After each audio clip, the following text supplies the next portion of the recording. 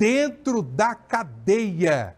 Então você vai entender comigo agora os detalhes nessa reportagem exclusiva. São lesões que não haviam sido informadas inicialmente e que podem ter levado à morte do rapaz. Vou repetir aqui, não era para ele estar preso. Até uma possível falsificação na documentação de soltura, usando as impressões digitais do próprio homem que estava morto. Isso é muito grave. Então você vai ver comigo agora uma reportagem exclusiva que traz todos os detalhes dessa denúncia grave. E eu volto a falar para você. O sujeito foi parar na prisão, mas não era para ele estar preso. Veja comigo a reportagem exclusiva de Ricardo Vilches.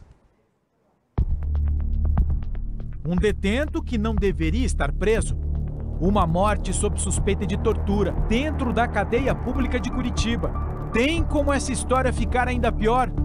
Tem sim. A divulgação de laudos aponta mais irregularidades cometidas pela Polícia Penal. Estas imagens mostram Rodrigo Gaspar ainda vivo no complexo médico penal. Apesar dos graves ferimentos, ele permanece algemado pelas pernas. O peito e a barriga estão repletos de sinais de tiros de munição não letal. É o efeito da granilha, esferas de borracha que se espalham quando disparadas por uma carabine calibre 12. Na perna e nas coxas, marcas que podem ter sido provocadas por máquina de choque elétrico. E no rosto, sinais de um corte extenso, de um olho ao outro.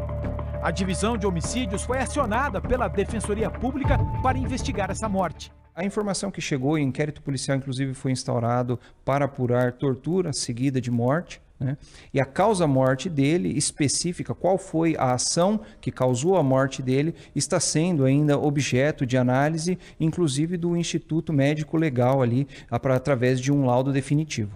A investigação aponta suspeitas para dentro da cadeia pública de Curitiba, que fica na cidade industrial. Foi para cá que Rodrigo foi levado depois de ser detido pela Polícia Militar de São José dos Pinhais. A mulher e os filhos se sentiram ameaçados por ele. Não houve agressão física contra ninguém. Tanto que horas depois, o juizado de violência contra a mulher determinou a soltura de Rodrigo. A juíza também pediu exames de saúde para saber da condição psiquiátrica dele. Um pedido que surpreendeu os irmãos. Segundo eles, Rodrigo não tinha histórico de doença mental, nem o uso de drogas. Eu era, tipo assim, mais próximo dele lá, né, em bairros, que ele mora em bairros, morei no fundo da casa deles, certo? E nunca dei droga. Nunca, eu posso falar, né, não é porque é meu irmão, sabe? Ele não tá aqui pra se defender, mas eu tô. Ninguém da família, sabe, de negócio de psiquiatra, nunca, ninguém teve negócio sabe, de doença, nada. Os irmãos contrataram uma advogada que teve acesso às investigações que estão sob sigilo. Ela não mostrou laudos da polícia científica, mas informou o conteúdo deles. Ao contrário do que foi apontado no boletim de ocorrência, uma suspeita de uso de drogas, saiu o laudo, ele não era nem usuário de drogas, nem sequer de álcool, né? Então o laudo dele veio zerado. Existiu sim algum tipo de comportamento estranho, isso que estamos apurando. Os últimos 2 dias ele estava com um comportamento diferente, mas não pelo uso de drogas. Ele visitou meu pai, minha mãe e meu irmão em tom de despedida. Parece que ele sabia que alguma coisa ia acontecer com ele. A gente assimilou que ele estava sendo ameaçado de alguma forma, mas ele não quis abrir o jogo com a gente. Um outro resultado informado foi a causa-morte de Rodrigo. A certidão de óbito entregue pelo hospital apontou a necessidade de exames complementares. E o Instituto Médico Legal assim o fez. Olhando essas fotos, os irmãos chegaram a acreditar que os tiros de borracha poderiam ser o motivo. Ou ainda, o grave corte na cabeça. Mas, de acordo com a advogada, a causa provável apontada até agora é outra. Algumas outras lesões não teriam sido apontadas, apesar de constatadas, não teriam sido apontadas no laudo inicial. Está sendo confeccionado um laudo pelo IML porque existiu essa suspeita que está vindo a ser confirmada pelos médicos responsáveis. Suspeita do quê? Suspeita de asfixia motora. E isso necessariamente é causado por um agente ou 2 agentes que comprimem a região, né, do pescoço, das vias aéreas. Quando a gente fala de asfixia motora, agora é porque não tem como isso acontecer sozinho. E esse é o motivo que a gente está buscando os complementares. De acordo com a advogada, os laudos esclareceram outra dúvida. Quando levado para a cadeia pública de Curitiba, Rodrigo teve alvará de soltura expedido pela Justiça. Ainda assim, continuou preso e assinou o documento certificando essa condição. Segundo a advogada, outra fraude cometida pelos policiais penais. O que aconteceu foi que o Rodrigo deu a forma de ciência dele na forma da digital. A forma da digital para coleta de assinatura de ciência de documentos judiciais só é utilizada para pessoas analfabetas que não sabem, né, por consequência, assinar o seu próprio nome. Não é o caso. O Rodrigo era alfabetizado. Ele tinha completa condição de fazer isso. Se ele não o fez, fica a pergunta, ele teve ciência ou ele estaria desacordado até no momento em que esse documento foi entregue para ele?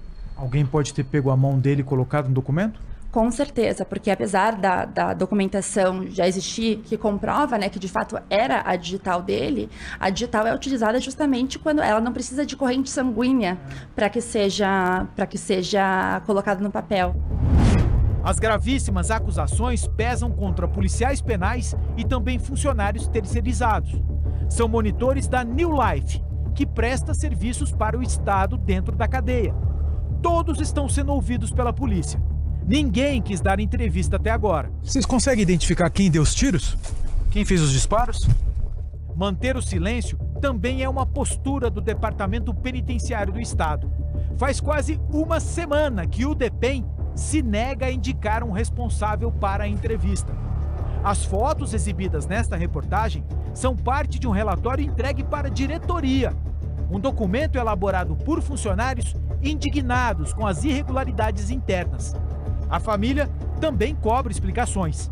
Eu sei que meu irmão não foi o primeiro que aconteceu isso e não vai ser o último. Ele sofreu uma tortura muito injusta.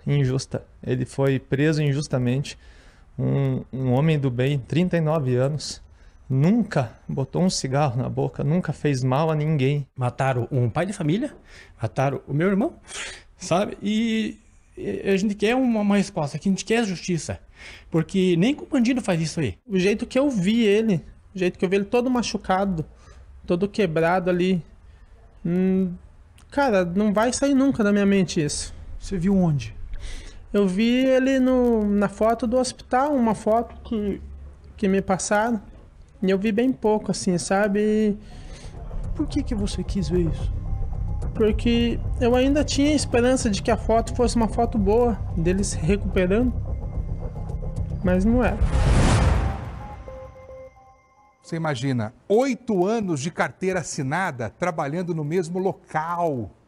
No mesmo local. O patrão dele diz para a família que ia dar todo o apoio que a família precisasse com relação ao advogado e tudo. O próprio patrão defendeu o funcionário. O sujeito teve um surto psicológico, um surto dentro de casa. Aí a esposa ficou com medo. A esposa fica com medo e chama a polícia. A polícia, então, vai até a casa e leva o homem para a delegacia. De lá ele é preso. Final de semana, vai preso, tem que esperar a audiência de custódia. Só que isso não era um problema de prisão, isso era um problema de saúde pública. Estou falando, não é um assassino, não é um ladrão, não é um criminoso. É um homem, um pai, ele tem um filho. A esposa tem uma família, os irmãos, os pais dele. E por conta desse surto, desse desequilíbrio psicológico que assustou a família, a primeira coisa que a família pensa, vou chamar a polícia, né? A polícia vem aqui, a polícia ajuda, a polícia leva para o médico, sei lá, socorro. Essa foi a reação. Infelizmente, o desfecho foi trágico. A gente está acompanhando esse caso porque, como eu falei aqui no início, e você viu na reportagem, não era para ele estar preso. Ele entrou no sistema e não saiu mais. De lá, o corpo foi enterrado.